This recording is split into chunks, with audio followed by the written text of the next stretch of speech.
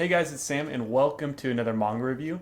Today we're going to be doing a dive into the Water 7 and Enies Lobby arcs for One Piece.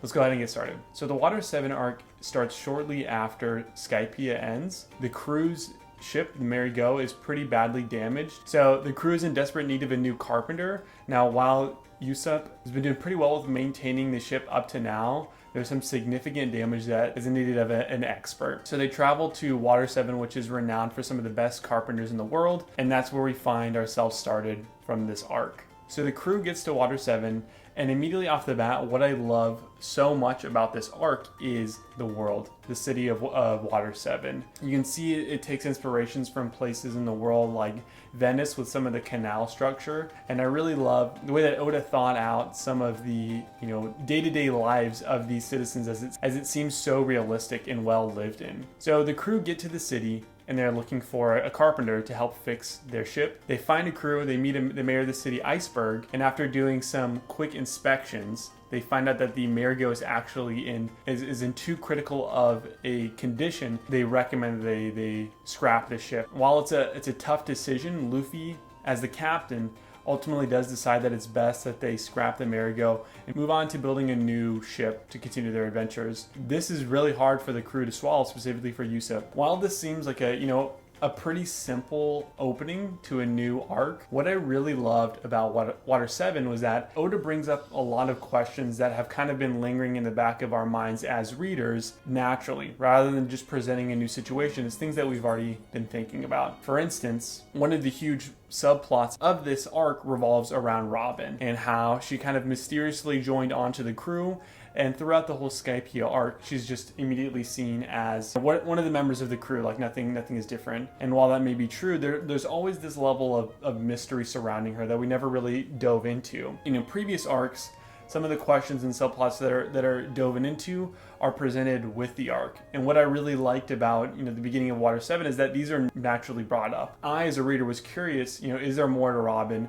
What don't we know about her? And there's small little messages brought up about her. Like we see a Navy admiral say to the crew, beware, everyone who's around her eventually fails. And so we have this level of ambiguity around Robin. So right off the bat, I love that this is something that was addressed to the reader with one of the main subplots of this arc, as well as the purpose of Usopp. While the rest of the crew have been really great combatants or bring some type of utility to the crew, like Chopper being a doctor or Nami being the navigator, we kind of have this question of, what is the value of Usopp? He does some, patchy work and kind of has his comedic moments of doing something a little bit silly to save a battle. But there has been this underlying thought as a reader that the gap between the rest of the crew and him is widening. And as the rest of the crew is getting stronger, Luffy, Zoro, Sanji, and so on, with new members like Robin who are really powerful in their own right, Usopp's kind of being left in the dust. And what I loved about how this plot just opens up with something that is a little sad with the Merry-Go needing to be scrapped, really takes a deeper dive into Usopp as a character. And I thought it was really naturally presented. When he sees Luffy come to the decision of needing to scrap the Merry-Go because its use has come to an end, or at least that's the way that he sees it, when really it's a way of respecting the ship, of all the work and protection that it's brought in the crew. Now it's time to naturally retire it, a respectful way for the ship. Usopp sees it as the crew getting rid of the ship because they've lost its value, and he really takes this to heart. And we see one of the first big internal conflictions with the Straw Hats, where Usopp and Luffy get into this big argument and end up dueling. And clearly it's hard for the crew to watch, but they know it needs to be done because there's a level of respect that is established for a captain in a pirate crew, and Luffy does not step away from that challenge. And even though he clearly wins the fight with Usopp, it establishes this really darker tone for the rest of the arc of Usopp leaving with this really difficult departure. So that kind of sets the stage for the arc. The Merry-Go is in bad condition. They need to get it repaired. They have this money that they got from Skypiea from the townspeople, and it's this simple that they're going to repair with their money. But as we know, it's never that simple with the Straw Hats. That's where the mayor there's an assassination attempt on him. The whole island is on alert. When the mayor comes back to consciousness, the only detail that he can recall or recollect from this moment is that Nico Robin, was a part of the group that tried to assassinate him. So immediately the entire island blames the Straw Hats for this attempted assassination on the mayor. And so that's really where I mentioned that ambiguity with Robin comes to question. Well, at first, while the crew denies that she was even involved in this, it's later revealed that without a doubt, she was a part of this. There, we've already got some great tension with the arc. The crew is under investigation. They're in hiding from the rest of the island, and Luffy and Zoro, they want to directly go to Iceberg to have this conversation that, hey, we were not behind this.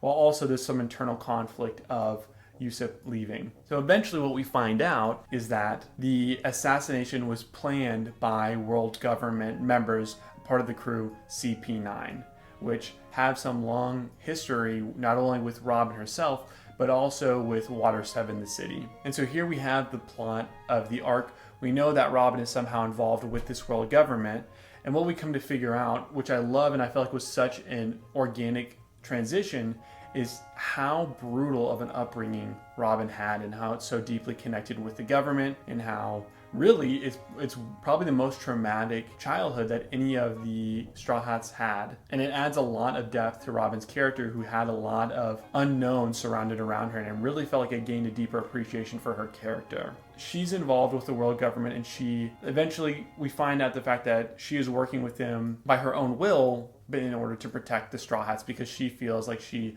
does not deserve a life from this tragic upbringing and life that she's lived so far. Now, we know how ride or die the Straw Hats are, so they make it their mission to save Robin, while also, Robin is working against them, trying to get away from them, not out of anger, but out of love. So that's where we find ourselves with the Water 7 and Enies Lobby arc. Once the Water 7 arc concludes, it transitions into this Enies Lobby arc where the crew is fighting the world government members of CP9, trying to save Robin, and it's really probably my favorite battle sequence and one of my favorite arcs yet. Same for Water 7. Now, what did I love so much about these two arcs? And I don't want to go too much into spoilers, so that's about where I'll leave it with the synopsis. One of the things that I mentioned is that the questions and subplots that are brought up are really organically raised, as opposed to some of the other ones where, like, we look at Skypia. A lot of the subplots are derived directly from within that arc. We learn more about the residents, some of the political battles that have happened within that world,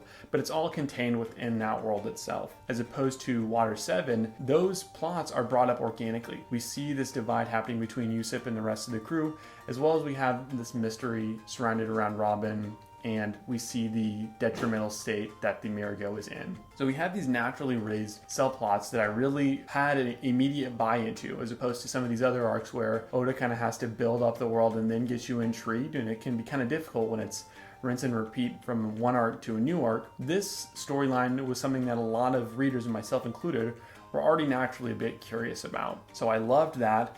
I loved some of the development and background that we got from two characters, a part of the Straw Hats that I did not have as much attachment to, which were Usopp and Robin, and I really felt a stronger attachment to them after the end of these two arcs, and saw a lot of personal growth for both of them. And I also really just loved how Oda handled juggling between these multiple subplots. At this point, it's something that I kind of see as a staple of his storytelling, is liking to juggle between multiple sub stories throughout one single arc, whether that has to do with the townspeople, the crew itself, and other external factors, or that's within a battle sequence where there's multiple crew members battling and we switch between different fights. And that still happens within these two arcs. In my opinion, these are the best that they're executed. For example, these arcs of what's happening with Robin's backstory and what's her current direction, how is Usopp going to grow in this situation, what's going to happen with the Merigo and their ship. These are all perfectly intertwined within the baseline plot of these two arcs, and they are all answered really well, in my opinion. We have all these really well interwoven subplots that all have really satisfying conclusions towards the end. And we also have some of my favorite moments in One Piece so far. Like I said, we saw a lot of development from these two characters, Usopp and Robin, and they have really beautiful moments that I thought that they really shined in, and it wasn't a stretch. Like we see Yusuf kind of overcome that challenge of feeling like he's being left behind. I loved this moment between Sanji and Yusuf where Sanji comes in to help with a battle, and it's a traditional fist battle that Yusuf's going to lose in, and we know it. And we kind of have the idea that he's going to lose in it, and Sanji comes into the rescue, which, you know, is kind of rinse and repeat we've seen happen with Yusuf. But rather than being defeated in this moment, Sanji looks at him and he's like, yes, I am going to save you in this moment because it's something that I'm good at. Not everybody's good at everything, but we're good at something. And so you're going to go do something that I'm not capable of. And I won't spoil what that is. And I was a little skeptical of what the result of that was going to be. But once we see the conclusion of what Sanji was mentioning and the critical role of that action played in the conclusion of the arc, I really felt like it was a well-earned moment for Yusuf, and I loved it. I saw a lot of growth for him, and I thought it was, you know, it gave me goosebumps. I thought it was a really powerful moment for his character, and also really added a lot of value to the crew. As well as the growth that we see from Robin in the moments for her, where she is it's such a brutal upbringing that she has, and something that I didn't really know much about. And it's, you know, for someone to turn on their crew like she does, there's got to be some deep resolve for a person to do that. And it's hard to believe at first, even for the crew themselves, but also for the reader. And once we get an idea from her backstory, why she makes that decision, and then see her change her mind and overcome it, it was really an impactful and powerful moment too. So I love the individual moments that I feel like are going to be critical in the history of One Piece, of remembering these standout moments for these characters that were critical for their growth, but also for the crew. The quality of the battles themselves really stepped up within this arc, specifically for Enies Lobby. You know, a lot of these fights end up just being, okay, Zoro, you fight this person, Luffy, you fight this person, Nami, you fight X, Y, and Z. And while that does still happen with this arc within Enies Lobby, the jumps between the battles are more organic, and we see more collaboration that I felt worked really well. Another thing that I really liked about these fights is that, you know, the power barrier that a lot of these characters hit in Shonen. You're kind of wondering what's the way that they're going to overcome this. And in a lot of cases in these One Piece fights, it's been, oh, let me just hit harder at the end of this long, exhausted battle. And while it does happen in extent to this, we actually see some creative strength growth for these characters that have good reason behind it. And that's one of the reasons why I love Luffy so much as a character, with his ability of, you know, the gummy devil fruit, is that Oda really himself as a writer has to be creative in what are the ways that Luffy can grow strength wise.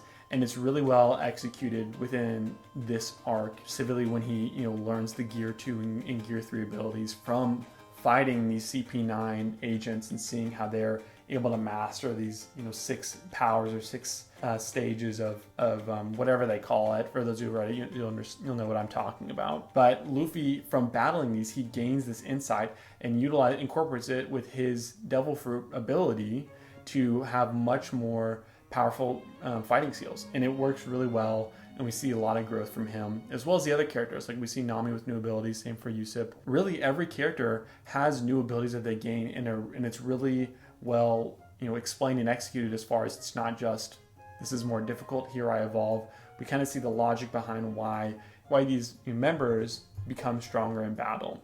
Again, nothing is too foundationally different when it comes to the storytelling in these 2 arcs.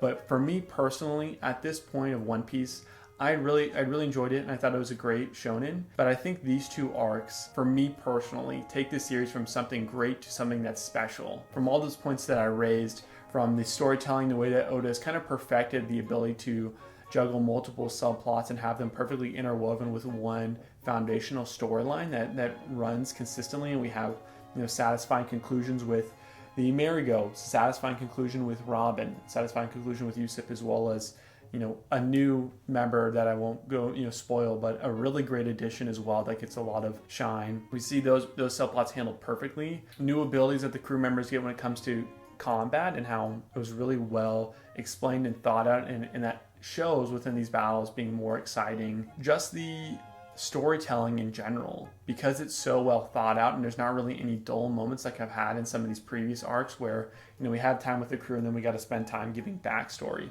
Because these are such organic questions, I'm not burdened to read the stories about these subplots, and I'm interested to hear more about these backstories, and it really pays dividends when it comes to the longevity of these arcs and how invested I was the entire arc. Those are my thoughts on Water 7 and Enies Lobby.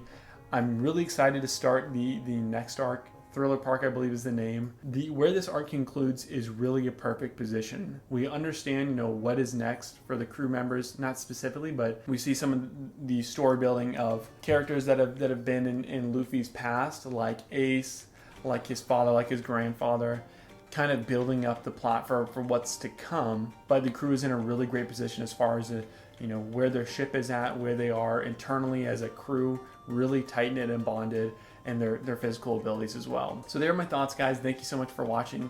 Let me know down below what are some of your favorite moments from these two arcs. So thanks for watching, guys. I'll catch you on the next video.